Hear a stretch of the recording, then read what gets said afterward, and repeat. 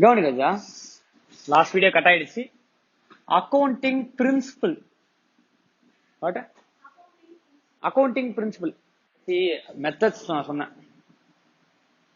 these all we will follow. தெரிஞ்சோ தெரியாமலோ we will follow. நம்ம படிச்சோம் தெரியுமா 10, அதெல்லாம் அக்கௌண்டிங் கான்செப்ட்ஸ். அதெல்லாம் என்னது? Accounting concepts. அதுல 2 concept is fundamental accounting assumption. என்னென்ன? GCA, அதுல G and A, that is going concern and accrual are the concepts which are classified as fundamental accounting assumptions. கரெக்டா ராஜா? எதாவது டவுட் இல்லையே? இப்போ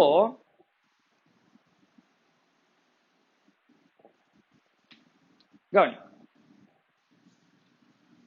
அக்கௌண்டிங் பிரின்சிபல். நான் சொன்ன concepts we are what follow, conventions we are doing. What is principle, sir? How will we do? பண்றதெல்லாம் convention. எப்படி பண்றோம், எந்த விதமா பண்றோம், எப்படி நான் பண்றது, நிறைய விஷயங்கள் இருக்கு. கரெக்டா? FIFO மெத்தட், LIFO மெத்தட்ல இன்வென்டரி வேல்யூ பண்ணலாம். கரெக்டா இல்லையா? FIFO மெத்தட், LIFO மெத்தட்ல இன்வென்டரி வேல்யூ பண்ணலாம். So that how will we do is what? Principle. How will we treat income? How will we treat expense? How will we treat asset? How will we treat liability? Items of this capital. How will we treat all these items is called principle. How will we treat is called principle. What are all we are following is called concept. What are all we are doing, like debiting this side is credit, ledger is this, அதெல்லாம் என்னது? Conventions எழுதணும். இந்த மூணே தான், convention, concepts, principal. கரெக்டா ராஜா? கவனி, first convention of disclosure. First என்னது? Convention of disclosure. Sir what sir? டிஸ்க்ளோஸ்னா we have to disclose. டிஸ்க்ளோஸ்னா என்ன? காமிக்கிறது, சொல்றது வெளில. சரியா? நீ ஸ்கூலுக்கு போயிட்டு வருவ, ஸ்கூலுக்கு போயிட்டு வந்ததை மட்டும் டிஸ்க்ளோஸ் பண்ணணும். வரும்போது பானிபூரி கடையில பானிபூரி சாப்பிட்டுருப்ப, அங்க அவங்க கூட சண்டை போட்டிருப்ப, அப்படியே யாரையாவது பார்த்துட்டு வந்திருப்ப, அதெல்லாம் வீட்டுல டிஸ்க்ளோஸ் பண்ண மாட்டேன். டிஸ்க்ளோஸ்னா என்ன? சொல்றது, காமிக்கிறது. enable the users of financial statements to know what is happening inside the company. உங்களோட பினான்சியல் ஸ்டேட்மெண்ட் யூசர் யாரு? உங்க பேரண்ட்ஸ். உன்னோட யூசர் யாரு? உங்க பேரண்ட்ஸ். உங்க பேரண்ட்ஸ் எல்லாத்தையும் டிஸ்க்ளோஸ் பண்றியா? பண்ண மாட்டேன். தேவையில்லை. மெட்டீரியாலிட்டி இல்ல, ரொம்ப இம்பார்ட்டன்ட் இல்ல, அதெல்லாம் நீ சொல்ல தேவையில்லை. இம்பார்ட்டன்ட் நீ என்ன பண்ணி தான் ஆகணும்? சொல்லிதான் ஆகணும். கரெக்டா இல்லையா? ஸ்கூல்ல சண்டை நடக்கிறது இயல்பு. சண்டையில தெரியாம ஒருத்தர் மண்டியில தூக்கி கல்ல போட்டு அவன் செத்து போற நிலைமையில ஹாஸ்பிட்டல் இருக்கான். This is what materiality. You have to it what? Disclose.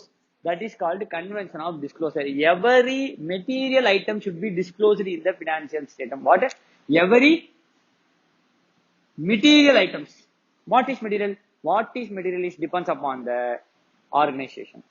For Tata, even a lakh is not material. For me, 100 rupees is material. கரெக்டா? மெட்டீரியல்னா 100 ரூபாய் மெட்டீரியல், 500 ரூபாய் material, 1000 rupees material, lakh material கிடையாது.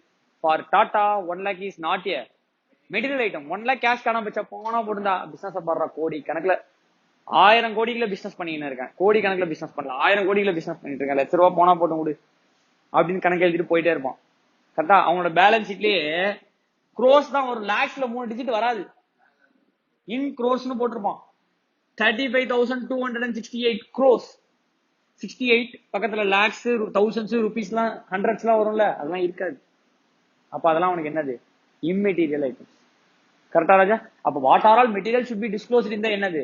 Financial statement. This is what convention of disclosure. ரெண்டாவது convention of materiality. Same convention of materiality. All significant items should be treated in accounts. All significant should be treated and recorded in items. Sir சும்மா 10 பைசா பிச்சை போட்டோம், இதெல்லாம் record பண்ணுவியா ராஜா? மெட்டீரியலா? ஓகேவா? So all material item should be என்னது? Recorded. Sir ரெக்கார்டடுக்கு டிஸ்க்ளோசருக்கு என்ன sir வித்தியாசம்? ரெக்கார்டிங்கிறது financial books of அக்கௌண்ட்ஸ்ல நீ ரெக்கார்ட் பண்றது, அது லெஜருக்கு போகும். லெஜர்ல இருந்து ட்ரையல் பேலன்ஸுக்கு போகும், ட்ரையல் பேலன்ஸ் இருந்து P&L பேலன்ஸ் ஷீட் போகும், சில ஐட்டம் டைரக்டா பேலன்ஸ் ஷீட்டுக்கு போகும். சார் ஒரு கோர்ட்ல ஒரு கேஸ் இருக்கு, லெஜர் போட்டிருக்க மாட்டேன், ட்ரையல் பேலன்ஸ் போட்டிருக்க மாட்டேன், அப்ப ட்ரையல் பேலன்ஸ் போய் இல்லைன்னா P&L பேலன்ஸ் ஷீட்ல வராது. But you have to disclose in the financial statement. Balance sheet கீழே there is one case pending in high court, whereas the organization may have to pay 1 lakh rupees as compensation.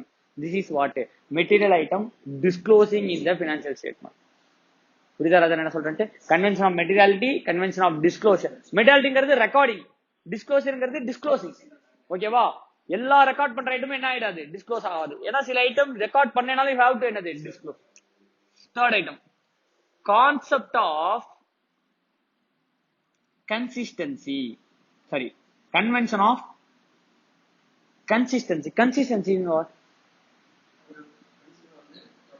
Following same principle regularly, following same principle. ஒரு இதுக்கு அதி ரைட்னா அதே follow பண்ணிட்டு இருக்கணும். Example பாத்தீங்கன்னா வச்சுக்கோங்க, Sachin score பாத்தீங்கன்னா 60, 45, 55, 80, 32, 70 இப்படி இருக்கும் சச்சினோட ஸ்கோர். சேவா ஸ்கோர் பாத்தீங்கன்னா வச்சுக்கோங்க 20, 30, 300, 200, 10, 5. ஹையஸ்ட் ரன் கேட்டர் வந்து சேவாகா இருப்பான் அந்த சீரீஸ்ல. ஆனா கன்சிஸ்டன்டா பிளே பண்ணது யாரு? சச்சின். அப்ப அந்த கன்சிஸ்டன்சிங்க regularly performing the same thing, regularly performing the same thing. கரெக்டா? அதுதான் என்னது கன்சிஸ்டன்சி. சார் இந்த வாட்டி நான் FIFO மெத்தட் யூஸ் பண்ணிக்கிறேன், நெக்ஸ்ட் வாட்டி எனக்கு FIFO பிடிக்கல LIFO யூஸ் பண்ணிக்கிறேன், தேர்ட் டைம் நான் வெயிட்டட் ஆவரேஜ் யூஸ் பண்றேன், இந்த வாட்டி நான் வந்து WDV ல டெப்ரிசியேஷன் போடுறேன், அடுத்த வாட்டி நான் SLM ல டெப்ரிசியேஷன் போடுறேன். இது மாதிரி மாத்தினே இருக்காது, மாத்திக்கோ தேவைன்னா மாத்து, மாத்தினே இருக்காது. கிடைக்குதா? சோ அதான் என்னது concept, convention of consistency. Convention of consistency புரியுதா? கன்சிஸ்டன்சினா applying the accounting principle. Accounting பிரின்சிபல்னா whatever you doing, do it regularly. Accounting பிரின்சிபல்ங்கிறது என்ன? how will we do something, how will we do something, ஏதோ ஒரு விஷயத்தை ஒரு மாதிரி பண்ற அதே மாதிரியே திருப்பி திருப்பி திருப்பி பண்ணன்னு சொல்றதா என்னது convention of consistency. These are all about the chapter 3 or unit 3 of your chapter 1. Unit 3 of your chapter 1. Theoretical framework of accounting concepts, principles and conventions. What is fundamental accounting assumption கேட்பான். Going concern, consistency, accrual. C இதெல்லாம் நீ வந்து Tamil explain பண்ண தெரிஞ்சிருக்கணும். Tamil English என்னோட emotion உனக்கு புரிஞ்சுக்கிறது இருந்தா போதும். நான் என்ன சொல்றேன்ற கருத்தை நீ புரிஞ்சுக்கிட்டீங்கன்னா போதும். சார் இது எழுதுறதுக்கு அது எழுதுறதுக்கு இந்த வாட்டி எக்ஸாம்ல எழுதிட்டு போயிடலாம், அதோ 4 லைனா மகடிச்சு எழுதிட்டு போயிடலாம். That is not important. மெட்டீரியாலிட்டினா என்ன, கன்சிஸ்டன்சினா என்ன, சப்ஸ்டன்ஸ் ஓவர் ஃபார்ம்னா என்ன, ரியலைசேஷன் கான்செப்ட்னா என்ன, மணி மெஷர்மெண்ட் கான்செப்ட்னா என்னன்றது உனக்கு ஞாபகம் இருக்கும்.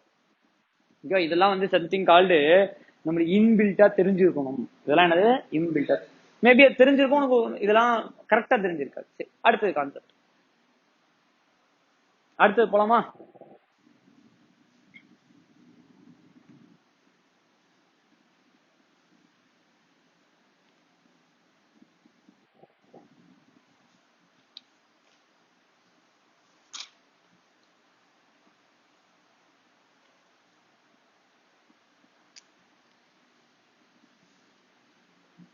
நல்லா கவனிக்கா. Unit 4 of chapter 1 theoretical framework. Again theoretical frameworkல whether certain expenditure is a capital expenditure or revenue expenditure. What is capital expenditure, what is revenue expenditure, what is capital receipt, what is revenue receipt. Sir, first tell me the treatment of capital expenditure, treatment of revenue expenditure. What is the treatment of capital expenditure, what is treatment, what is expenditure Raja?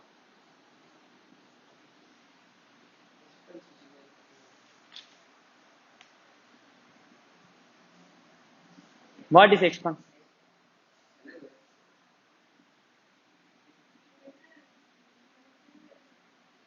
புரியல.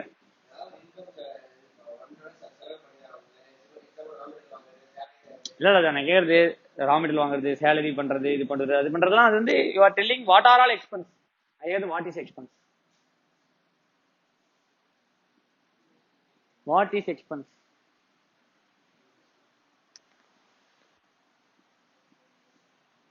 சொல்லு ராஜா. Investment பண்றது is capital.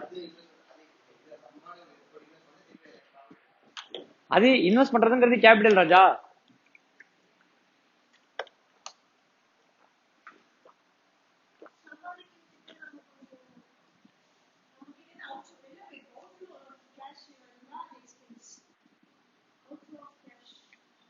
outflow of cash. நல்லா கவனி, யாராவது கேட்டாங்கன்னா இதான் definition சொல்லணும். the amount spent, expense is what, amount spent, not need not to be by cash payment. Need not to be by அப்ப அக்கவுண்ட்ல பே பண்ணலாமா சார்? அப்படி கிடையாது. Expense is what the amount spent by actual payment. What amount spent by actual payment or incurring liability. என்ன sir நாளைக்கு தரேன்னு சொல்றது? சிம்பிளா நீ போய் கடையில மளிகை சாமான் வாங்குற காசு கொடுத்து வாங்கிட்டு வர எக்ஸ்பென்ஸ், நாளைக்கு தரேன்னு சொல்லிட்டு வாங்கிட்டு வர, still it is expense. Expense amount spent by actual payment or by incurring liability is known as what? Expense. The amount spent by actual payment or by incurring liability is called expense. Expense can be classified into capital expenditure, revenue expenditure. Capital expenditure, generally the benefit derived from such expenditure will be for more than one accounting period. The amount of benefit derived will be generally. Sir நான் ஒரு TV வாங்கினேன், 10 வருஷம் warranty சொன்னான், வாங்கின அன்னைக்கே வீட்டில் உடச்சிட்டாங்க sir, 10 வருஷம் இல்லையே sir, still it is a fixed asset. Still it is an expenditure, capital expenditure, but you are abandoned the asset, அது different issue, but still அது என்ன asset தான், capital expenditure. அதான் சொல்றேன், will be generally or expected to be give benefit. Amount of benefit derived will be generally or expected to be for more than one accounting period. Revenue expenditure is generally for one accounting period. ஒரே ஒரு accounting period இருக்குன்னா அது என்னது? Revenue expenditure. Multiple accounting period இருந்துச்சுன்னா, future periods இருந்துச்சுன்னா அது என்னது? Capital expenditure. ஒரு அசட் வாங்குற, ஒரு machinery useful life 10 years, 15 years, 20 years. அப்ப இந்த வருஷத்துக்கா இல்ல 10 வருஷத்துக்கா?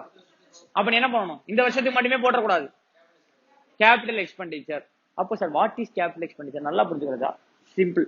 இப்போ கேபிட்டல் எக்ஸ்பெண்டிச்சர் என்ன தெரிஞ்சிச்சு, ரெவன்யூ எக்ஸ்பெண்டிச்சர் தெரிஞ்சிச்சு. நல்லா கவனி, இதை உல்டா ஃபார்ம்ல சொல்றேன். எதெல்லாம் பேலன்ஸ் ஷீட்ல வருதோ அதெல்லாம் கேபிட்டல் எக்ஸ்பெண்டிச்சர், எதெல்லாம் P&L வருதோ அதெல்லாம் ரெவன்யூ எக்ஸ்பெண்டிச்சர். இது இன்னொரு விதமா சொல்றேன், நல்லா கவனி, important. Expenditure will be debited to P&L. Expenditure will B capital expenditure sir debited to P&L sir. யார்கிட்ட வேணாலும் சொல்ல அடிச்சு பேசு, தப்புன்னுவான், கரெக்டா அடிச்சு பேசலாம். யாரா இருந்தாலும் ஒரு நாள் செத்து தான் ஆகணும். அம்பானியா இருந்தாலும் என்னதான் போறான், டாடா இது unlimited life, except Nithyananda maybe சொல்ல முடியாது.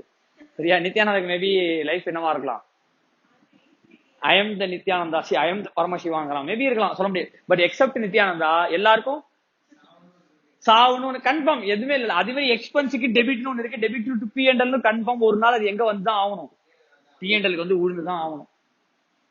சார் எப்படி சார் சொல்றீங்க சார்? கேபிட்டல் எக்ஸ்பெண்டிச்சர்னா அசெட் சார், பேலன்ஸ் ஷீட் தானே சார் போகுது. இல்ல ராஜா, ஒரு நாள் P&L வந்துடும். அப்ப நான் சொல்றேன் பாரு, expenditure will be debited to P&L. Expenditure will be revenue எக்ஸ்பெண்டிச்சரா இன்னைக்கு சாவு, கேபிட்டல் எக்ஸ்பெண்டிச்சரா ஃபியூச்சர்ல சாவு, அவ்வளவுதான். ரெவன்யூ எக்ஸ்பெண்டிச்சர்னா இன்னைக்கே P&L போயிடும், கேபிட்டல் எக்ஸ்பெண்டிச்சர்னா ஃபியூச்சர்ல P&L போகும். எப்படி சார்? நல்லா கவனி. If you are incurring rent of ₹10,000 எக்ஸ்பெண்டிச்சரா இல்லையா? அப்ப எக்ஸ்பெண்டிச்சர் 10,000 P&L போயிடும். You are buying an asset for 1 lakh, useful life 10 years, depreciation what? See, இது எப்படி நம்ம ரெக்கார்ட் பண்ணோம்? நீ படிச்சது எப்படின்னா, இங்க 1 lakh asset value minus 10,000 depreciation 90,000. இந்த 10,000 will be debited to P&L போடுவேன். இந்த டெபிட்ல மைனஸ் பண்ணி இந்த டெபிட்ல போடுற. நான் அப்படி படிக்கல, ஆர் நான் அப்படி புரிஞ்சுக்க மாட்டேன். நான் எப்படி புரிஞ்சுப்பேன்னா,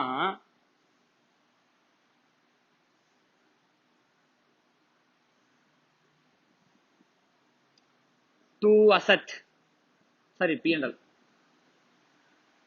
இது என்னது? என்ன என்ட்ரி போடுறேன்? தப்புதான், பட் கவனி. To asset 1 lakh minus for future 90,000, remaining 10,000 is depreciation. What ever is prepaid என்ன பண்ணுவேன்? டிடெக்ட் பண்ணிடுவேன். அப்போ 1 lakhல 90,000 prepaid, remaining 10,000 is for the year. இந்த 10,000 தான் நம்ம ஒரு பேர் வச்சிருக்கோம், டெப்ரிசியேஷன். இப்போ இந்த 90,000 ப்ரீபெய்டா இருந்தா என்ன பண்ணுவ நீ? நார்மல் ப்ரீபெய்ட் ரெண்டா இருந்தா என்ன பண்ணுவ?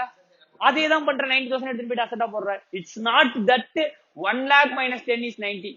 It's that 1 lakh minus 90 is equal to 10. E is not MC square, E is equal to MC square ன்ற மாதிரி. புரியுதா? கவனி. Asset is equal to what? 1 lakh minus for future ங்கிறது what? 90,000. Remaining amount is what? 10,000 is for the year. இந்த 1 lakh is during the year. இந்த 10,000 is for the year. இது for the future. Future எங்க எடுத்துட்டு போகணும்? அதுதான் asset value 90,000. புரியுதா ராஜா? So ஒரு நாள் என்ன ஆகும், நெக்ஸ்ட் இயர் என்ன ஆகும், 90 80 is for next year, remaining 10 is for current year. அப்போ ஒரு நாள் இல்ல ஒரு நாள் இந்த 1,00,000 ரூபாய் எங்க வந்து விழுந்துரும். ஆனா இந்த வருஷம் P&L இல்லாம பாதி அடுத்த வருஷம், அதுக்கு பாதி அதுக்கு அடுத்த வருஷம், அதுக்கு பாதி அதுக்கு அடுத்த வருஷம், அதுக்கு பாதி அதுக்கு அடுத்த வருஷம், கொஞ்சம் கொஞ்சமா என்ன P&L sir. Third year sir, நான் எக்ஸ்பெக்டட் லைஃப் 10 இயர்ஸ் சார். நான் தேர்ட் இயர்ல என்ன அசெட் செத்து போச்சுன்னா நான் எவனோத்தம் நெருப்பு வச்சு கொளுத்திட்டான். இன்சூரன்ஸ் எல்லாம் இல்ல. அப்ப இந்த 1 லேக் பேலன்ஸ் 70,000 இருக்கு. பேலன்ஸ் எவ்வளவு இருக்கு, அப்படியே 70,000 குழியில வந்து விழுந்துரும். அப்படியே 70,000 எங்க வந்து விழுந்துரும். ஆக்சுவலா 10 வருஷத்துல குழியில விழுவ வேண்டியது எத்தனை வருஷத்துல, அல்பாயுஸ்ல போயிடுச்சு, 3 வருஷத்துல குழியில வந்து விழுந்துச்சு. That is what P&L. Understanding E = mc². புரியுதா? mc² புரியுதா இல்ல புரியலையா? Depreciation is what,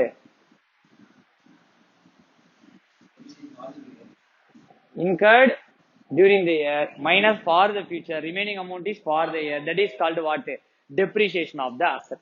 It's not that here 1 lakh minus 10,000 is 90. This 10 is not depreciation. இது வந்து கால மாற்றத்துல அப்படியே மாறினது. ஒரிஜினலா நம்ம இங்க என்னதான் போடணும், for the year போடணும். ஆனா during the year 1 lakh incur பண்ணிருக்க. அப்ப for the year, sorry, during the year minus future minus பண்ணா பாரு கிடைச்சிரும். minus future is 90, remaining for the year. கரெக்டா இல்லையா ராஜா? This concept you are following. ஒரு நாள் இல்ல ஒரு நாள் expenditure will be debited to P&L. இன்னைக்கே டெபிட் ஆச்சுனா ரெவென்யூ எக்ஸ்பெண்டிச்சர், ஃபியூச்சர்ல டெபிட் ஆச்சுனா கேபிட்டல் எக்ஸ்பெண்டிச்சர். ஒரு நாள் இல்ல ஒரு நாள் உன்னோட ரெவென்யூல இருந்து இந்த எக்ஸ்பென்ஷன் நீ செட் அப் பண்ணி ஆகணும். அது ரெவென்யூ எக்ஸ்பெண்டிச்சரா இருக்கட்டும், கேபிட்டல் எக்ஸ்பெண்டிச்சர் இருக்கட்டும். கேபிட்டல் எக்ஸ்பெண்டிச்சர் 10 வருஷம் உன்னோட ரெவென்யூக்கு எக்ஸ்பெக்ட் பண்ணுது. இந்த கேபிட்டல் எக்ஸ்பெண்டிச்சர் உன்னோட 10 வருஷம் ரெவென்யூக்கு ஹெல்ப் பண்ணுது. சோ 10 வருஷம் ரெவென்யூக்கு அகைன்ஸ்ட் செட் அப் பண்ற. ரெவென்யூ எக்ஸ்பெண்டிச்சர் அந்த வருஷம் மட்டும் தான் பண்ணுது. சோ அந்த வருஷம் செட் அப் பண்ற. So what is capital expenditure? Benefit period for more than one accounting period. What is revenue expenditure for one accounting period? Correct, Raja? Sir, repair and maintenance பண்ற sir. Repair and maintenance to the factory. Repair and maintenance to the capital expenditure or revenue expenditure? Capital expenditure or revenue expenditure? Yeah. The expenditure spent, incurring liability, okay sir. For one accounting period or future accounting period? Every year you have to incur what? Repairs and maintenance. Correct அல்ல? Repair விட்டு sir maintenance you have to incur. Grease போட்டு தானே ஆகணும், lubricant use பண்ணி தானே ஆகணும்.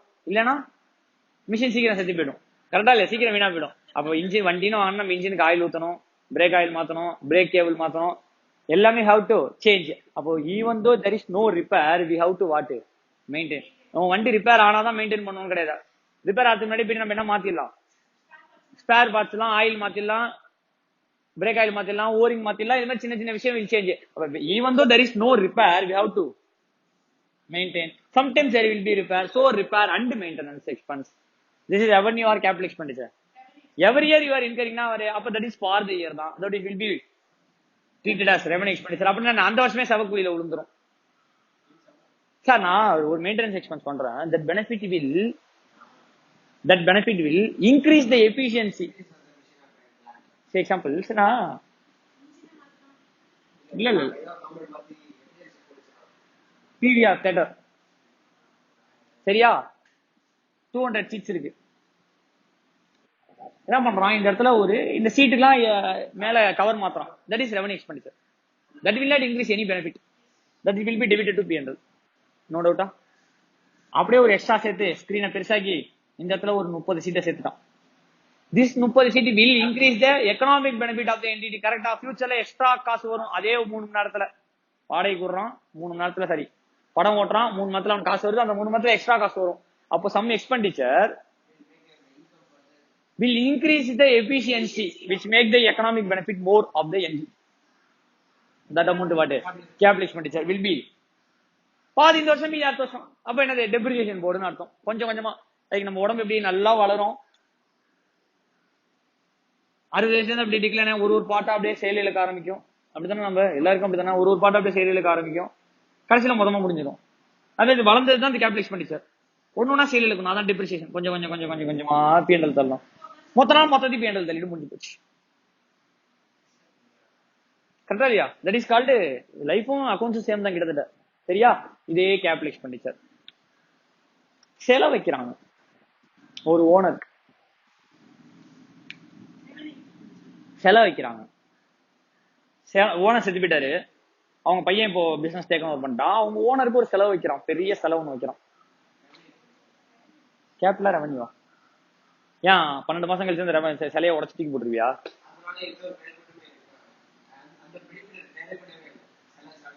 புரியல. Benefit derive பண்ணல. அப்ப பெனிஃபிட் டெரைவ் பண்ணா மட்டும் தான் நீங்க அசெட்டா வச்சுப்பீங்க, அப்படிதானே? சரி, கேபிட்டல் எக்ஸ்பெண்டிச்சர் பெனிஃபிட் டெரைவ் பண்ணா மட்டும் தான் போடுவீங்க. சரி, இப்போ ஒரு லேண்ட் வாங்கியிருக்க, அந்த லேண்ட் சும்மாவே வச்சிருக்க, அசெட்டா போடவே மாட்டியா? நான் கேக்குறதுக்கு மட்டும் சொல்லு, பெனிஃபிட் டெரைவ் பண்றியா இல்ல டெரைவ் பண்ணல, சும்மாவே வச்சிருக்க அந்த லேண்ட், அதை நீ அசெட்டா போடவே மாட்டியா? ஆஃப் கோர்ஸ் அசெட்டா போடுவேன், ஏன்னா it is expenditure more than one accounting period, that will be treated as என்னது, what is capital expenditure தான், அதுல no doubt will be. capital expenditure னா என்ன, we have to put it in என்னது, balance sheet. balance sheetல expenditure எந்த side போடுவேன்? Asset. அப்ப asset தான் என்ன பண்ணிப்பா, அதை ரெக்கார்ட் பண்ணிப்பா. அப்ப capital expenditure க்கு ரெண்டே ட்ரீட்மெண்ட் தான் ராஜா. என்னதுமா, ஒரு நாள் P&L வரும், அது வரையும் எங்க இருக்கும், பேலன்ஸ் ஷீட்ல எங்க இருக்கும், அசெட்ல ஒரு நியூ ஐட்டமா இருக்கும், ஆர் எக்ஸிஸ்டிங் ஐட்டமோட ஆட் ஆயிக்கும், அவ்வளவுதான். சார் நான் factory building repair and maintenance பண்ணிருக்கேன், ஃபேக்டரி பில்டிங்கோட ஆட் பண்ணிக்கும். புதுசா ஒரு மிஷினரி வாங்கிருக்கோம், புது மிஷினரியா லைன் ஐட்டமா ஆட் பண்ணிக்கும். அப்போ பேலன்ஸ் ஷீட்ல என்ன ஆகும், ஒண்ணு எக்ஸிஸ்டிங் ஏதோ ஒன்று இருந்தா அதோட போய் ஆட் ஆயிக்கும், இல்லனா தனியா ஓடும். வருஷம் திருப்பி திருப்பி திருப்பி எங்க ஓட ஆரம்பிச்சிடும், கொஞ்சம் கொஞ்சம் கொஞ்சமா P&L வந்து உள்ள ஆரம்பிச்சிடும், கொஞ்சம் கொஞ்சமா கொண்டு P&L விட ஆரம்பிச்சிடும். அதுல நோ டவுட், கரெக்டா? சரி, இப்ப நான் என்னோட டவுட் என்னன்னா, செலவு ஓனருக்கு ஒரு செலவு வச்சிருக்காங்க, கேபிட்டல் எக்ஸ்பெண்டிச்சரா ரெவன்யூ எக்ஸ்பெண்டிச்சரா? கேபிட்டல் எக்ஸ்பெண்டிச்சர் அப்படி நீ சொன்னா ரெவன்யூ எக்ஸ்பெண்டிச்சர் நான் ப்ரூவ் பண்ணுவேன், ரெவன்யூ எக்ஸ்பெண்டிச்சர் நீ சொன்னா கேபிட்டல் எக்ஸ்பெண்டிச்சர் நான் ப்ரூவ் பண்ணுவேன். சரி, நான் சொல்றது என்னோட கருத்துப்படி பாத்தீங்கன்னா கேபிட்டல் எக்ஸ்பெண்டிச்சர்.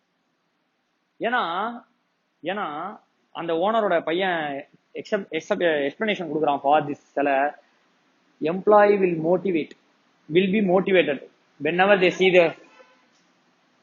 ஆமா, எம்ப்ளாயி மோட்டிவேட் ஆயிட்டானா நல்லா ஒர்க் பண்ணுவான், நல்லா ஒர்க் பண்ணானா ப்ரொடக்ஷன் அதிகமாயிடும், நல்லா ப்ரொடக்ஷன் அதிகமாயிடுச்சுன்னா நிறைய சேல் ஆகும், நிறைய சேல் ஆச்சுன்னா ப்ராஃபிட் சம்பாதிக்கலாம். அப்ப எல்லாமே இங்க இருந்தா ஸ்டார்ட் ஆகுது, கரெக்டா இல்லையா? அப்போ இந்த எம்ப்ளாயோட செலவு இருக்கு தெரியுமா, இந்த ஓனரோட செலவு இருக்கு தெரியுமா, that will act as a motivational ஃபேக்டர்ங்கறான். ஃபார் இந்த வருஷம் மட்டும் தான் மோட்டிவேஷனல், அடுத்த வருஷம் மோட்டிவேஷனலா? அப்ப கேபிட்டல் எக்ஸ்பெண்டிச்சர்.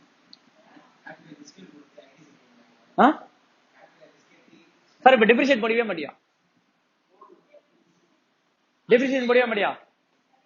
நான் தான் என்னைக்குமே சாக மாட்டேன் ராஜா, நான் ஏன் சாவுக்குழியில் உழுவ போறேன்? anything which has a limited useful life, that only will be depreciated, which does not have a limited useful life will not be depreciated. புரியுதா? யாரெல்லாம் ஒரு காலத்துல செத்து போவானோ அவன் தான் P&L வந்து உழுவான். செத்தே போக மாட்டேன்னு இருக்கேன், நான் ஏன் P&L உழ போறேன்? செத்தே போக மாட்டேன்னா யாரு? sculptures will not end its life. அது அந்த இடத்துல தான் அந்த கல் அப்படியே இருக்க போகுது. லேண்ட் செத்து போயிடுமா? லேண்ட் அழிஞ்சிருமா? இல்ல 10 வருஷம் கழிச்சு யூஸ்ஃபுல் லைஃப் இல்லன்னு ஏதா இருக்கா? 50 வருஷம் 60 வருஷம் ஏதா இருக்கா? சுனாமி வந்து பொழக்குதுன்னா நீ பேசாத, நார்மல் கோர்ஸ் ஆஃப்ல சுனாமி வந்து பழக்க போதா? இல்ல, கிடையாது. இல்ல, அப்போ அந்த லேண்டுக்கோ அந்த சிலைக்கோ என்ன கிடையாது, யூஸ்ஃபுல் லைஃப் கிடையாது. லைஃப்ல என்னோட லைஃப் இதோட முடிஞ்சிரும்ன்றதே கிடையாது. என்னோட லைஃபே முடியலன்னா நான் ஏன் சமக்குழி பக்கம் வர போறேன்? நான் அந்த பக்கமே வரமாட்டேன். அப்ப எனக்கும் அதுக்கும் என்னமே சம்பந்தம் இருக்காது.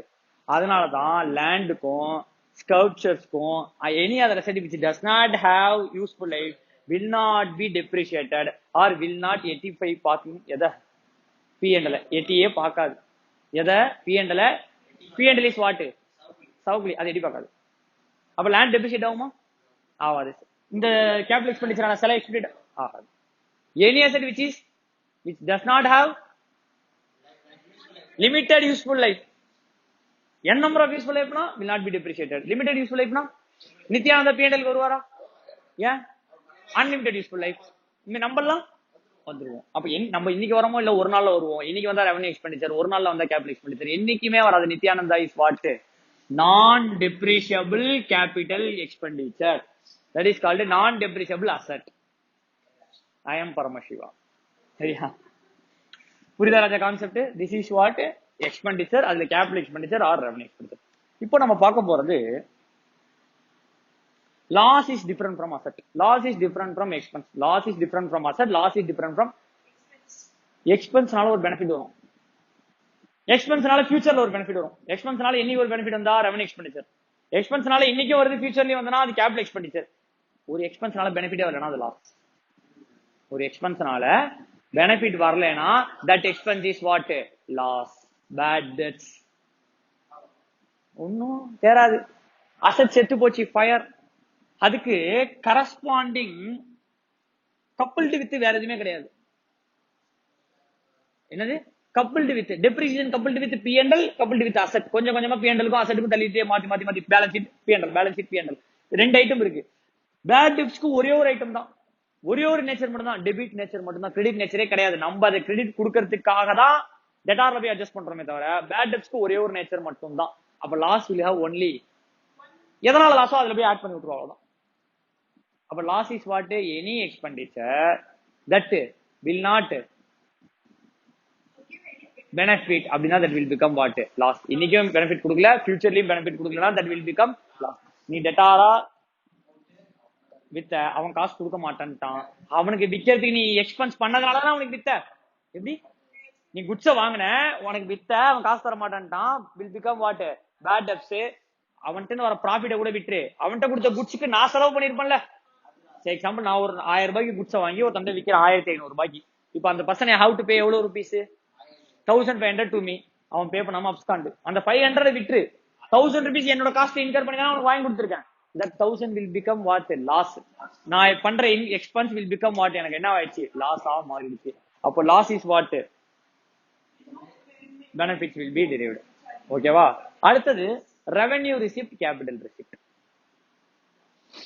Revenue receipt, revenue receipt, capital receipt. Same like expenditure, same like any receipt. என்ன டெஃபினேஷன் சொல்லலாம்? Any receipt, any amount earned by actual receipt or future asset. liability கிடையாது, or futureல வாங்க போறோம், அப்ப future asset. கரெக்டா? that will become what? receipt. that receipt இன்னைக்கு P&L credit ஆகும், இல்ல futureல P&L கிரெடிட் ஆகும். கரெக்டா? that receipt was called capital receipt, revenue receipt. capital receipt, revenue receipt. revenue receipt will be entirely debited, credited to P&L. revenue receipt for the year will be credited to P&L. capital receipt இது சொல்ல நல்லா கவனி. இந்த எக்ஸ்பெண்டிச்சர்னால வர receipt capital receipt. இதனாலயும் சேர்த்து வர receipt என்ன receipt? Revenue receipt. Capital expenditure பண்ணிருக்கா, அது அசெட்டா ரெகனைஸ் பண்ணிருக்கா, அந்த அசெட்னால டைரக்டா வித்து உனக்கு ஒரு ரிசிப்ட் வந்துச்சுனா அது என்ன ரிசிப்ட்? Capital receipt. அந்த அசெட்டை யூஸ் பண்ணி உனக்கு ரிசிப்ட் வந்துச்சுனா அது என்ன ரிசிப்ட்? Revenue receipt. ஒரு அசெட் வாங்கியிருக்க, அந்த அசெட்டை வித்து, சொத்தை வித்து சம்பாதிக்கிறது, அது கேபிட்டல் ரிசிப்ட். சொத்தை வச்சு சம்பாதிக்கிறது ரெவென்யூ ரிசிப்ட். கரெக்டா இல்லையா? சரி, இப்ப இந்த சொத்தை வித்து சம்பாதிக்கிற அந்த capital receipt will not be credited to P&L, but profit will be credited to P&L or loss will be debited to P&L. என்னன்னு புரியுதா? ஒரு லேண்ட் வித்திருக்க, லேண்டோட வேல்யூ 10 கோடி ரூபாய், அந்த 10 கோடி ரூபாய் P&L வராது. பட் ரெவென்யூ ரிசிப்ட் 10 கோடினா 10 கோடி P&L வந்துரும். ஆனா கேபிட்டல் ரிசிப்ட் 10 கோடினா அந்த 10 கோடியில ஒரு பார்ட், 10 கோடியில நீ எவ்வளவு வாங்கின? 11 கோடி. அப்போ 1 கோடி வாட்? லாஸ். அந்த loss will be debited to P&L. or 10 கோடி நீ வாங்குனது 6 கோடி, 4 கோடி profit, that will be credited to P&L, but the entire amount will not be debited or credited to P&L. but revenue receipt entire amount will be debited to or credited to P&L. இதான் வித்தியாசம். Same like இங்க revenue receipt, revenue expenditure entire amount will be debited to P&L. capital expenditure part of the amount will be debited to P&L. அதே மாதிரி தான் இங்க, இது ஃபியூச்சர்ல debit ஆகும், இது ஃபியூச்சர்லாம் டெபிட் ஆகாது, ஃபியூச்சர்லாம் கிரெடிட் ஆகாது. இப்போ ஆகும், ஒரு பார்ட் ஆகும், மிச்சம் என்ன ஆயிடும்? அங்க இருக்கிற asset and liability position adjust ஆயிடும். புரியுதா? திஸ் இஸ் வாட் என்னது? Capital expenditure, revenue expenditure, capital receipt, revenue receipt. கரெக்டா ராஜா?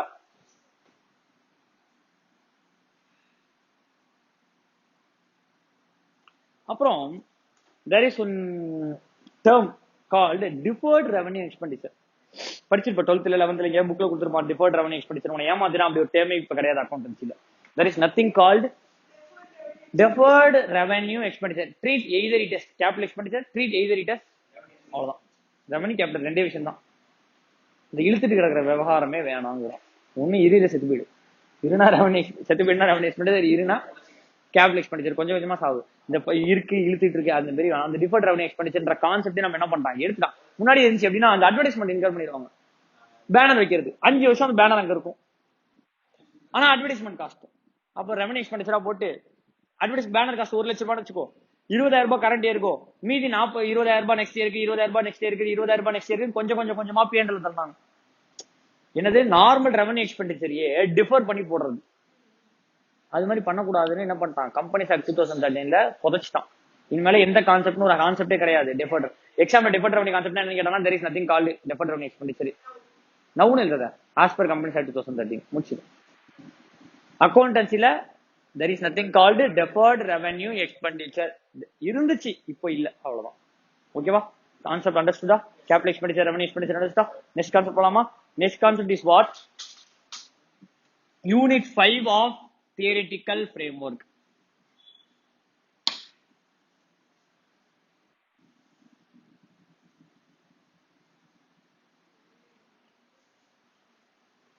Unit 5 of provisions, contingent liability, contingent asset. provision, contingent liability, contingent asset. நீங்க கேள்விப்பட்டிருக்க provision for discount on debtors, provision for bad and doubtful debts. There is nothing called provision for bad debts. நீங்க எதுக்கு எழுதி வச்சிராத. bad debts loss, அதுக்கு எதுக்கு provision? லாஸ்க்கு provision யாரும் treat பண்ண மாட்டாங்க. ஓகேவா? provision for bad and doubtful debts.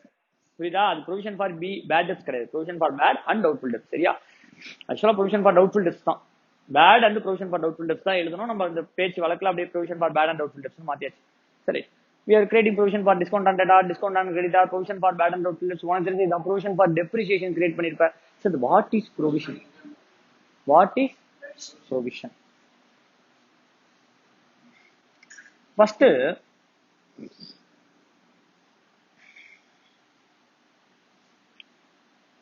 கண்டிஞ்சென்ட் அசெட்னா என்னன்னு பார்த்தலாம். என்னது contingent asset? Asset is contingent. கண்டிஞ்சென்ட்னா என்னது? வரலாம் வராமையும் போகலாம். May or may not happen depending upon future happening or non happening of one or more certain or uncertain event னு ஒரு லைன் படிச்சிருப்ப. Section 30 of Indian contract act படிச்சிருக்கியா Kodeeswaran? What are all the agreements that are expressly declared to be void under Indian Contract Act 1932? 1932 under என்ன act? 1932 தானே? கரெக்டா இல்லையா? Indian contract act எந்த ஆக்டரா? 1832 சொல்றேன், எனக்கு தெரியல சொல்றா. 1872 Indian Contract Act 1872. What are all the agreements expressly declared to be void? அப்படின்னா என்ன? கொஸ்டின் புரியுதா? ஃபர்ஸ்ட் எந்தெந்த அக்ரிமெண்ட்லாம் ஃபர்ஸ்ட் எடுத்த உடனே எல்லாம் சொல்லல. ஆக்ட்ல எங்கெங்கெல்லாம் வாய்டுன்னு ஓப்பனா சொல்லியிருக்கான். ஒரு இடத்துல சில இடத்துல ஓப்பனா சொல்ல மாட்டான், இம்ப்ளிசிட்டா சொல்லியிருப்பான். சில இடத்துல எக்ஸ்பிரஸா சொல்லியிருப்பான். எந்தெந்த ஆக்ட்லாம் எந்தெந்த ஒரு அக்ரிமெண்ட்லாம் வாய்டுன்னு ஓப்பனா ஆக்ட்ல சொல்லியிருக்கான்னு 10 மார்க் கொஸ்டின் கேட்பான் லால. என்ன எழுதுவ? மைனர். என்ன கணிதம்? நடுவில் யாரு சொல்றது? நடுவில் யார் சொல்றது? நல்லா கவனி, சொல்றேன், ஞாபகம் வச்சுக்கோ. Minor.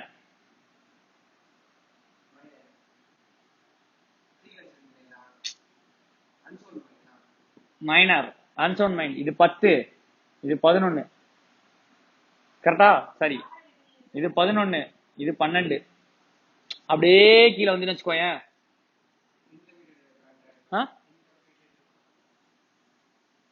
bilateral mistake.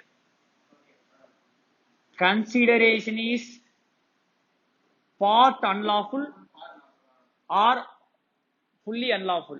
Object is part lawful, fully unlawful. அப்ப ரெண்டு செக்ஷன் ஒரு ஆப்ஜெக்ட் மட்டும் ரெண்டு செக்ஷன் 23, 25 நடுவுல கன்சிடரேஷன் ஒரு section 26, 27, 28. 26 restraint of marriage, restraint of trade, restraint of legal proceeding. கரெக்டா? அடுத்து 29 uncertain event. என்னாச்சு? 1, 2, 3, 4, 5, 6, 7, 8, 9, 10. அடுத்தது impossibility event. இம்பாசிபிள் ஈவென்ட் கேள்விப்பட்டிருக்கியா? 56 செக்ஷன் 56 ஸ்டாரை கீழே கொண்டு வரேன். படிச்சிருப்பீங்க எல்லாரும், ஒரே எக்ஸாம்பிள் தான் சொல்லுவாங்க. ஓகேவா? சோ ஸ்டாரை கீழே கொண்டு வரேன், வானத்தை வில்லா வளைக்கிறேன்.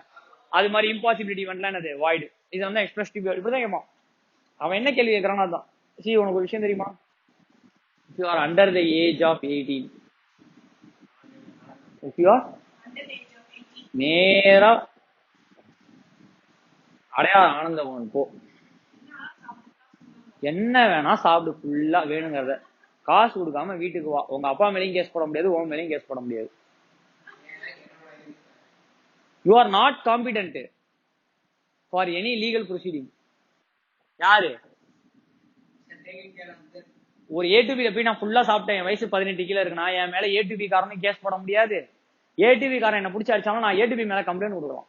ஏன்டா காசு கொடுக்காம ஓடுறியன்னு கேட்டானா ஓடலாம் கூடாது, சாப்பிட்டு முடிச்சுட்டு வந்து காசு கொடுக்க மாட்டேன் அப்படின்னு சொல்லி நடந்து வரணும். உண்மையிலேயே சட்டப்பூர்வமா சொல்றான், அவனால ஒண்ணும் பண்ண முடியாது. அடிச்சாலும் அவன் அடிச்சாலும் அவன் மேல கம்ப்ளைண்ட் கொடுத்துடலாம். அடி வாங்கிக்கணும், லேட்டர் டேட் கம்ப்ளைண்ட் கொடுக்கணும். ஓகேவா? அந்த இடத்துல அடி வாங்கிக்கலாம், அது வேற வழி இல்ல. பட் திஸ் இஸ் ஒரிஜினல், இதான் ஆக்ட். மானபங்கெல்லாம் நீ பாக்காத. மானபங்கம் இருக்கிறவன் ஏன் ஏ டு பி போற? கவனி. இப்போ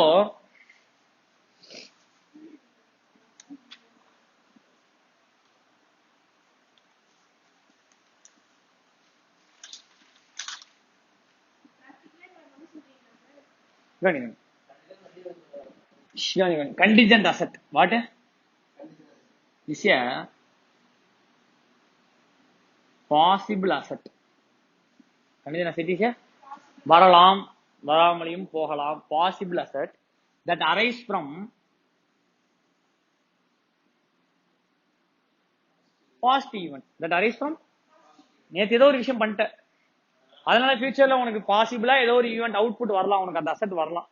That is asset a possible asset that arise from a past event. That is asset is called what? Na contingent asset. That asset contingent asset. நல்லா கவனி சார், நான் ஃபியூச்சர்ல எப்படிமா இப்ப நான் சொல்ற அசெட் நம்பலாம் என் பேலன்ஸ் ஷீட்ல நான் இன்னைக்கு 31 March 2020 என் பேலன்ஸ் ஷீட்ல நான் சொல்றேன், நான் 2020 டிசம்பர்ல, தட் இஸ் 2020 மார்ச்ல சொல்றேன், 2020 டிசம்பர்ல I will start one business, I will earn crores and crores அப்படின்னு சொல்லி கண்டிஜென்ட் அசெட்டா I will earn crores and crores on டிசம்பர்னு சொல்ல முடியுமா? ஏன்? பாசிபிள் அசெட் தானே, வரலாமே. there is no past event. நேத்தி பண்ணதுனால நாளைக்கு உனக்கு இன்கம் வந்துச்சுன்னா அதை இன்னைக்கு நீ அசெட்னு போட்டுக்கோ, கண்டிஜென்ட் அசெட்னு போட்டுக்கோ. என்ன அசெட்னு போட்டுக்கோ, நல்லா புரிஞ்சுக்கோ. நேத்து ஒரு விஷயம் பண்ணிட்டேன், என்ன விஷயம் கேட்காத. சம் ஈவெண்ட் பாஸ்ட் ஈவெண்ட் நடந்திருக்கு நேத்து. பாஸ்ட்னா என்ன? எஸ்டர்டே. பிரசன்ட்னா என்ன? டுடே. ஃபியூச்சர்னா என்ன? டுமாரோ. சரி, பாஸ்ட் ஈவெண்ட்னா நேத்து ஏதோ ஒரு விஷயம் நடந்திருக்கு, தமிழ்ல சொல்றேன், அவ்வளவுதான்.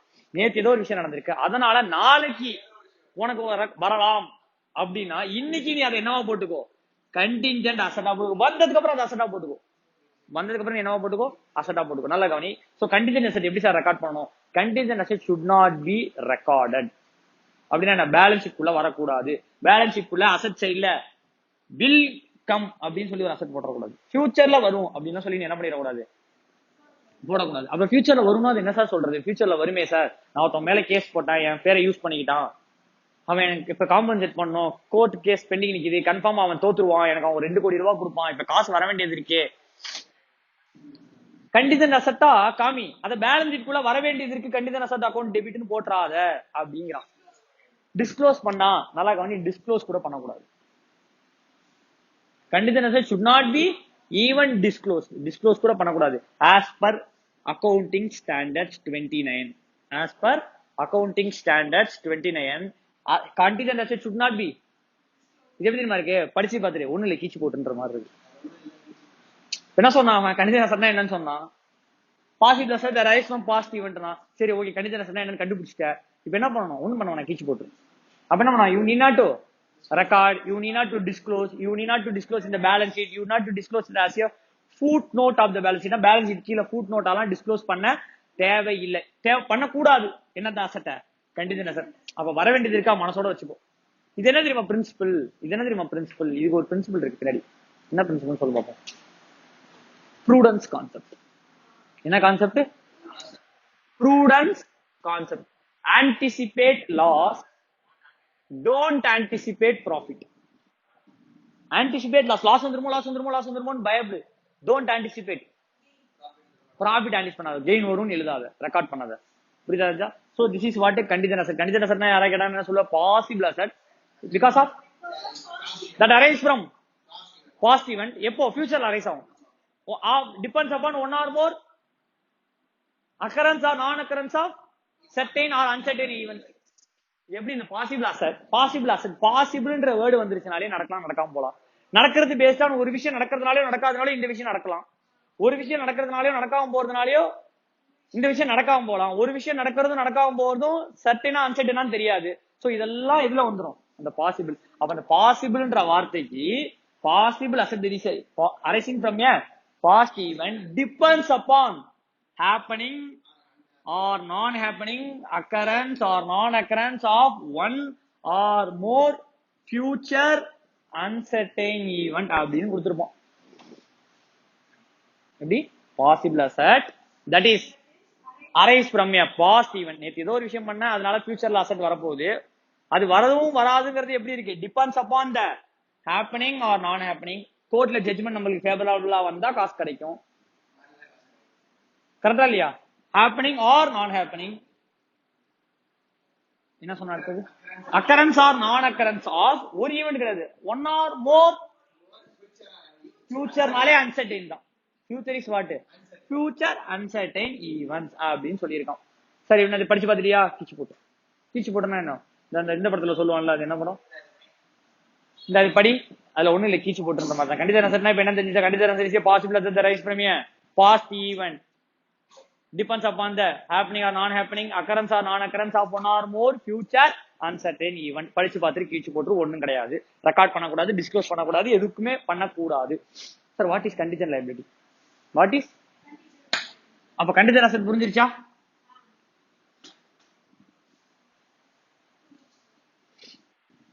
Provision, contingent liability. நல்லா கவனி ராஜா. Provision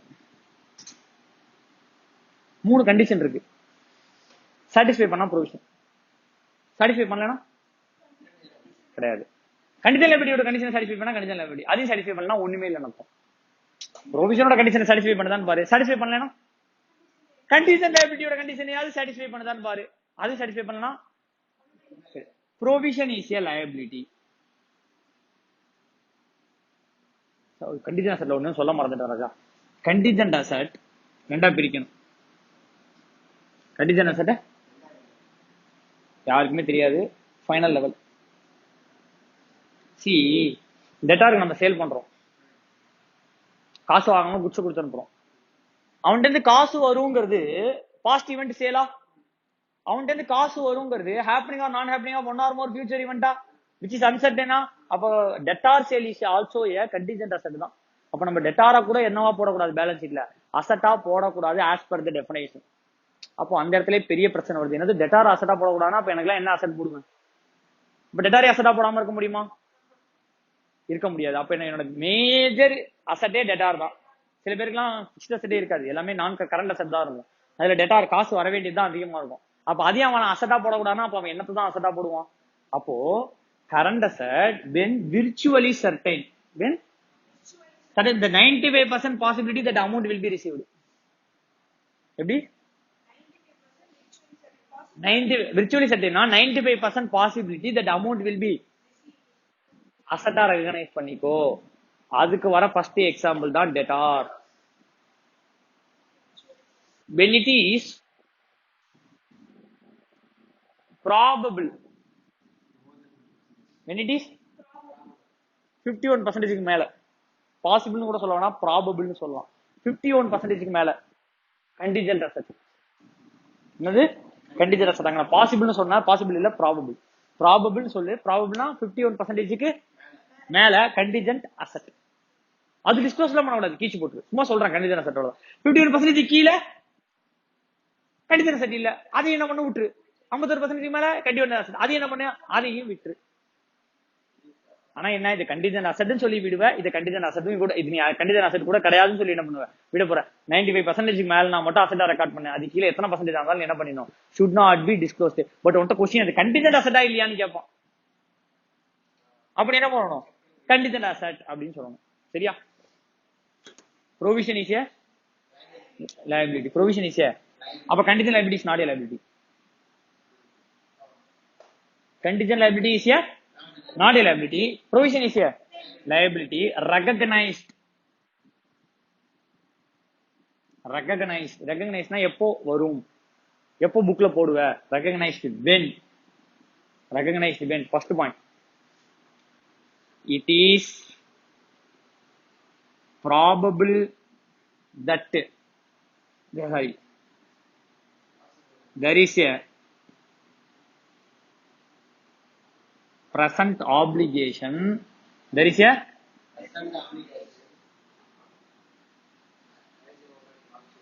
arising from past event, there is a present obligation arising from past event. பாஸ்ட்ல ஏதோ ஒன்று பண்ணிட்ட, அதனால கரண்ட்ல ஒரு ஆப்ளிகேஷன் இருக்கு, அப்ப அதை லைபிலிட்டியா போடலாமா? வெயிட் பண்ணி சொல்றான், 3 கண்டிஷனை பார்ப்போம், அதுக்கப்புறம் நீ போடு. there is a present obligation arising from a, இன்னைக்கு உனக்கு ஆப்ளிகேஷன் இருக்கணும், எதனால? பேக்ஸ் டேட்ல நீ ஏதோ ஒரு விஷயம் பண்ணதுனால இன்னைக்கு ஆப்ளிகேஷன் இருக்கு. that is probable, that outflow of resources will be there. that is உன் என்டிட்டியை விட்டு சம் ரிசோர்ஸ் வெளில போகும், கேஷோ பேங்கோ ஏதோ ஒன்று வெளில போகும். that is probable that outflow of resources is there. and estimate can be made, estimate ப்ரொவிஷனா போடு, என்னவா போடு? சரி, எக்ஸாம்பிள் நல்லா கவனி. ப்ரொவிஷனா எப்ப போடணும்னு சொல்றதுக்கு எக்ஸாம்பிள் சொல்றேன். சேல் பண்ணிட்டேன், வாரண்டி தரேன்னு சொல்லிட்டேன், என்ன பண்ணிட்டேன்? சேல் பண்ணிட்டு 2 வருஷத்துக்கு நான் வாரண்டி தரேன். Sale is a past event. Past ஈவென்ட்க்கு இன்னொரு பேர் இருக்கு, ஆப்ளிகேட்டிங் ஈவென்ட். என்ன event? Past event is a sale that create the present obligation. என்ன ஆப்ளிகேஷன் சார்? வாரண்டி சேல் வந்து நீ ரீப்ளேஸ் பண்ணி கொடுக்கணும். பிரசன்ட் ஆப்ளிகேஷன் இருக்கு, ஆமா சார் இருக்கு. அவுட்ஃப்ளோ ஆஃப் ரிசோர்ஸ் இருக்குமா? ஆமா சார், வேற செலவு பண்ணாதானே இன்னொரு அசெட் கொடுக்க முடியும் அவனுக்கு. அந்த செல்லை வாங்கிட்டு வேற ஒரு செல்லு சும்மாவா வரும்? அப்ப அவுட்ஃப்ளோ ஆஃப் ரிசோர்சஸ் இருக்கு. எஸ்டிமேட் பண்ண முடியுமா? யா, எஸ்டிமேட் பண்ணலாம். இத்தனை பர்சன்டேஜ் வரும், அத்தனை பர்சன்டேஜ் வரும், என்னால எஸ்டிமேட் பண்ண முடியும். எஸ்டிமேட்னாலே நாட் அக்யூரசி இருக்காது, எஸ்டிமேஷன், அப்ராக்சிமேஷன், எஸ்டிமேஷன் இருக்கு. அப்படின்னா you can create a provision for warranties. Create பண்ணிக்கும். ப்ரொவிஷன் ஃபார் டாக்ஸ், ஆமா சார், பாஸ்ட் ஈவென்ட் சம்பாரிச்சிட்ட, there is a present obligation to pay tax. outflow of resources இருக்கும், you can estimate the amount of tax, create provision. That's why we are creating provision for tax, provision for income tax, provision for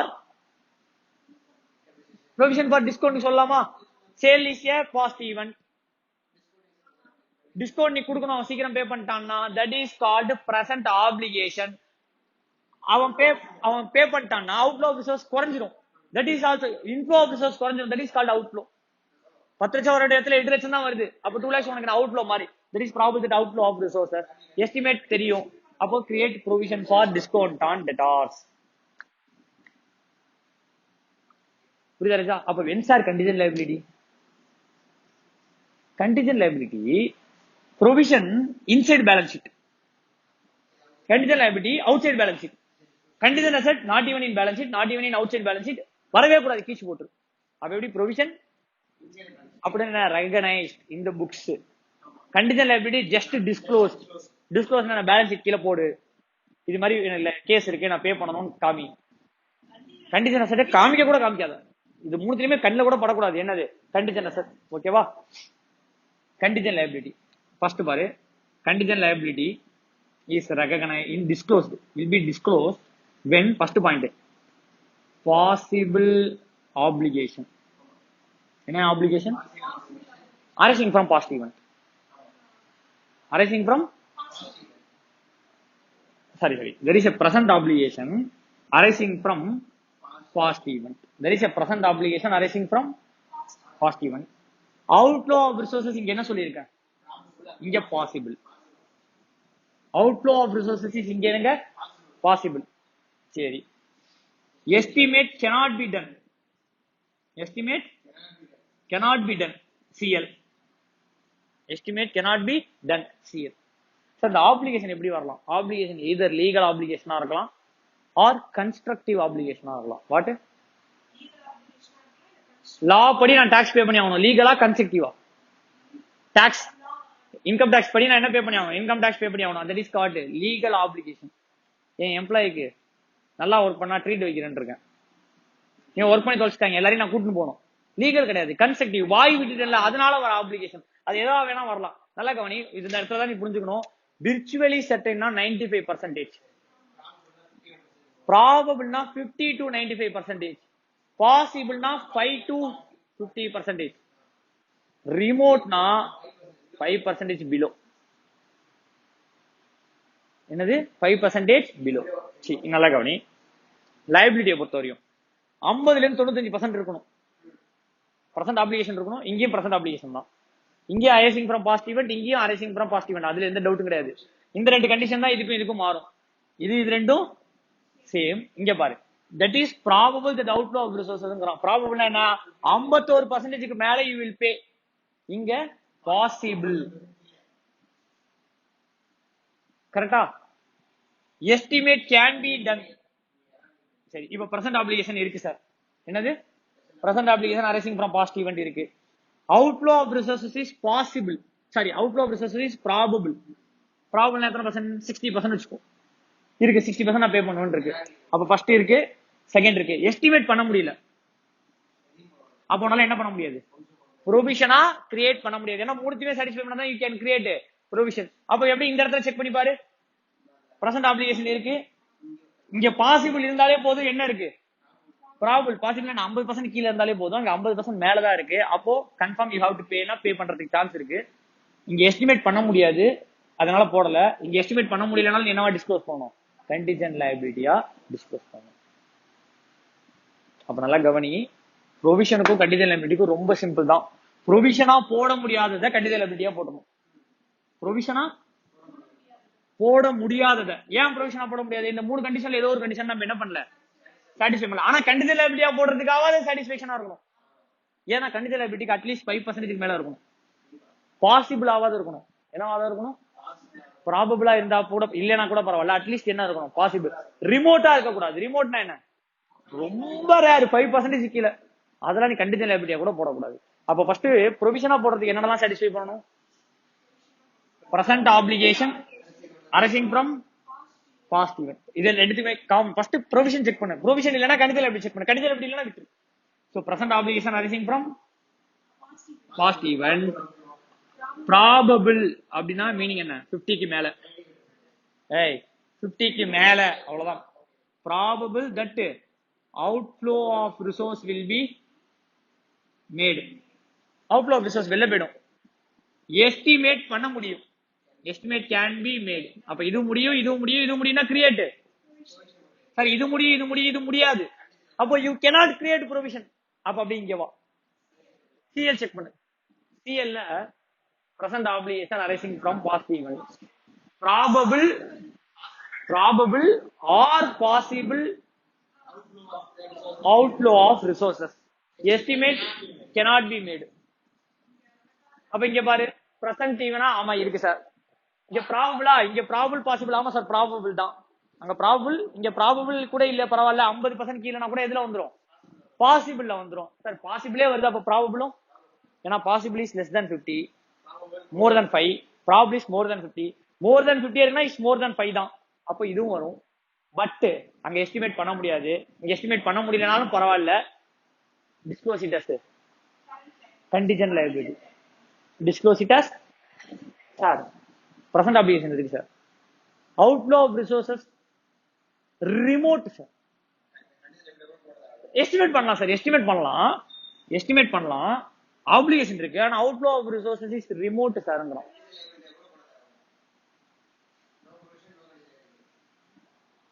என்ன ஒரு example சொல்லவா?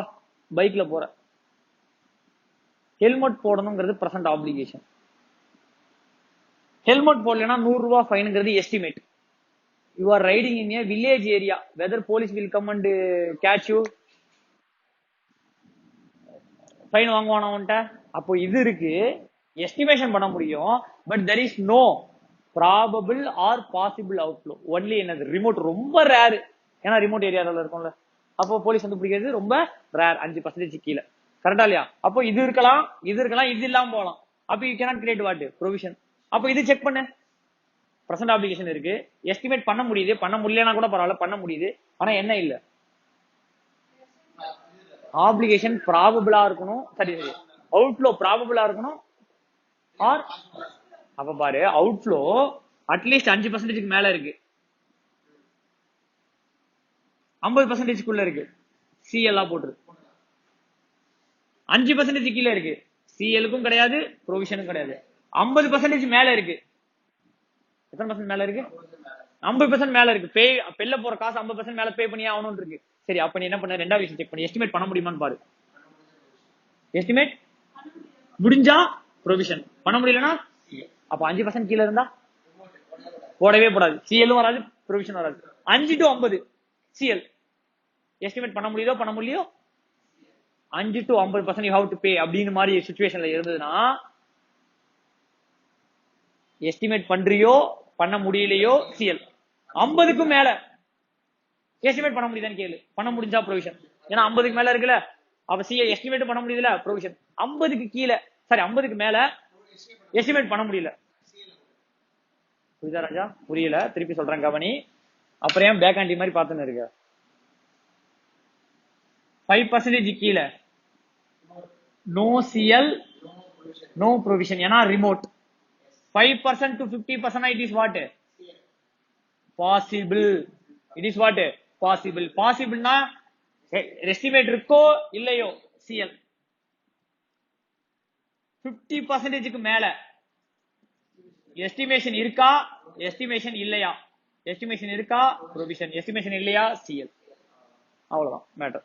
Provision condition, asset condition எப்படி 3 definition கேட்பான் ராஜா. 3 definition மட்டும் படிச்சுக்கோ, எக்ஸாம்ல இருந்து கொஸ்டின்லாம் வராது, ஜஸ்ட் அண்டர்ஸ்டாண்டிங் தான். ஓகேவா? இதெல்லாம் ஃபைனல் லெவல்ல படிப்பேன், இன்டர்ல கூட கிடையாது பெருசா, ஃபைனல் லெவல்ல படிப்பேன். Condition asset should not be disclosed, should not be disclosed, should not be recognized. CL should be disclosed, should not be recognized. Provision should be recognized. Recognized na P&L balance sheet குள்ள வந்துரும். Condition எப்படி balance sheet குள்ள வராது, கீழ எழுதணும். Court case அதெல்லாம் எதுல வந்துரும்? CL condition liability. ஓகேவா? அவுட்ஃப்ளோ ஆஃப் ரிசோர்சஸ் வச்சு போடுறது. இதோட சாப்டர் யூனிட் 5 ஆஃப் சாப்டர் 1 முடியுது. கரெக்டா? கவனி, ஒரே ஒரு நிமிஷம் இரு.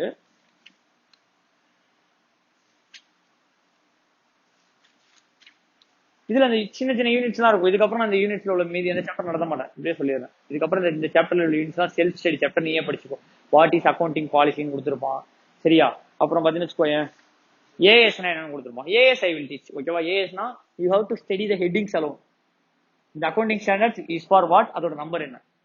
Accounting standards 2 is for what, அதோட நம்பர் என்ன. Accounting standard 3 is for what, அதோட நம்பர் என்ன. அது மட்டும் you have to what mug up. எக்ஸாம்ல கேட்பான் AS5 ஸ்டாண்ட்ஸ் ஃபார் வாட்னு கேட்பான்.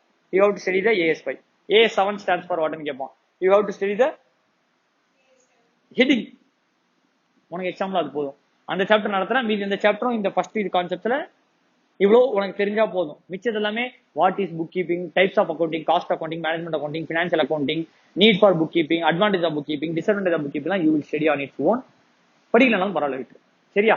மிச்சம் இதுக்கப்புறம் நம்ம முடிச்சோடனே இந்த ஃபர்ஸ்ட் சாப்டர் முடிஞ்சிருச்சு. ஸோ எனக்கு தெரிஞ்சு அந்த அக்கௌண்ட்ஸ் புக் எடுத்துட்டு வரதா, அங்க ஒரு அக்கௌண்ட்ஸ் புக் இருக்கும்போது கீழே foundation account.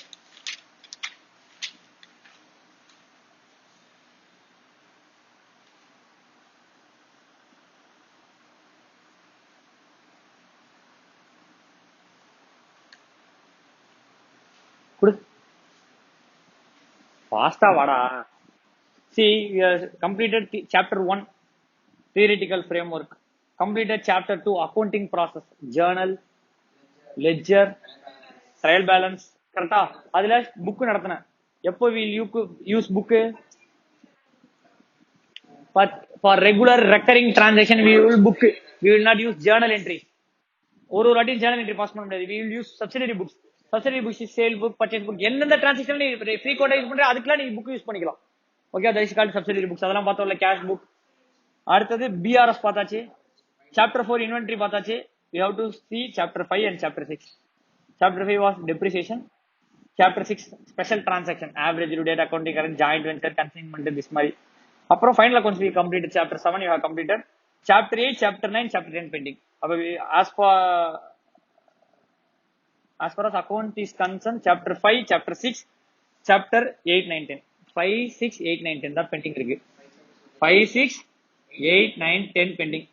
1 completed theoretical framework, 2 completed accounting process, 3 completed BRS, 4 we have to complete, 4 completed inventories, correct? 5 have to complete, 6 you have to complete, 7 final accounts. We have completed almost 10 chapters. 5 chapters, half of the syllabus is completed. Remaining half is what? 8 single chapter NPO, 9 single chapter partnership, 10 single chapter company accounts. They're single chapter. 2 hours or 1.5 hours, 1.5 hours each will complete this chapter. For the 5 and 6, what 5 and 6? Depreciation, a small chapter. 6 alone, the special transaction, average due date will come, account current will come, bills of exchange will come, joint ledger is excluded from your syllabus, consignment will come. Okay, this small chapter will be form part of chapter 6. So, within 15 to 20 days, we will complete. Okay.